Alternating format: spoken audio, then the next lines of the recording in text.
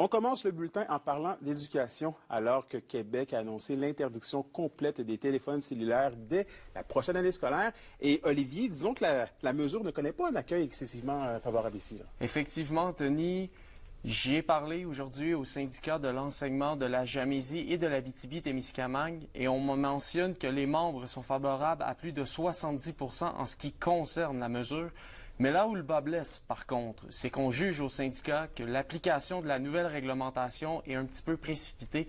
Comme vous l'avez mentionné, cette nouvelle règle entrera en vigueur dès le début de la prochaine rentrée. Cela laisse donc peu de temps aux établissements de s'adapter. Surtout que certains de ces établissements font usage du cellulaire à des fins pédagogiques. Le CEJAT juge que les écoles devront faire des pieds et des mains pour se tourner vers d'autres solutions technologiques. Et ce, rapidement, on écoute Cindy Lefebvre, la présidente du CEJAT, à ce sujet.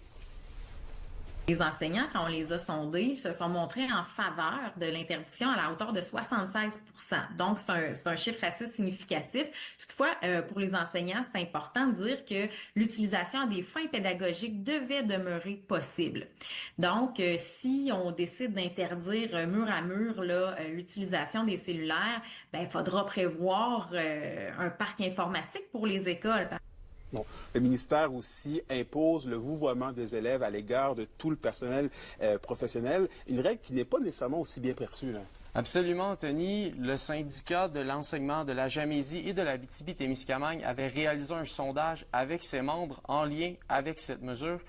Le résultat du sondage est clair. Cette mesure aura un très faible impact selon les professionnels de l'enseignement pour contrer le problème de l'incivilité.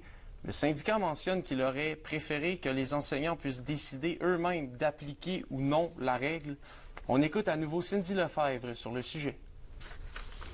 C'est pas une mesure qui rejoint nos membres, mais aussi ce qu'il faut savoir, c'est que on a l'impression que le ministre vient vraiment s'immiscer dans la relation de l'enseignant avec l'élève.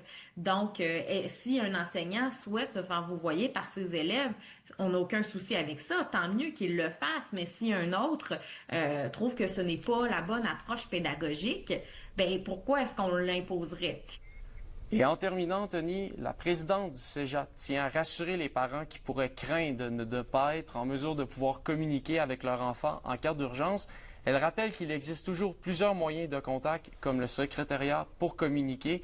Donc, merci beaucoup, Olivier. Ça fait plaisir.